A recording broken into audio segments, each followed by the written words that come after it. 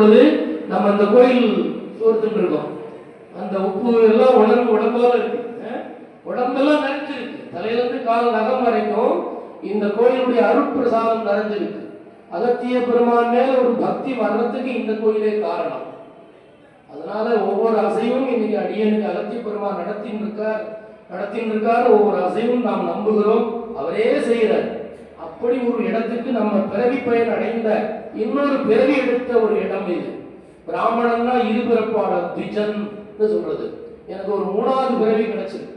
உண்மையை சொல்ல போனா முதல் பிறவி இதுதான். அகத்தியருடைய பிள்ளையார ஒரு பிறவி கிடைத்தது. என்னுடைய பெருமை ஒன்றல்ல, அகத்திய பெருமானுக்கு அத்துணை பெருமையும். இத்தனை சிவாச்சாரியார் இங்கே வர வச்சு இப்படி சிறப்பாக கும்பாபிஷேகம் பண்ண குட்டி சர்வசாதகம், ஒரு சின்ன சர்வசாதகம் அவர் இனி பெரிய சர்வசர்வம் ஆயிடுவார். அதனால சிறப்பாக அவர் நடத்துறார். அவரை நல்லா ஆதரிக்கணும், பாராட்டணும், மகிழ்ச்சி செய்யணும், சிறப்பு மரியாதை செய்யணும். முடிஞ்சா மேலதாளத்தோட அவரை வீட்டுக்கு கொண்டு விடணும். நீங்க எஜமானர் வீட்டுக்கு கொண்டு விடுறதோட நிப்பாட்டிக்கிறீங்க.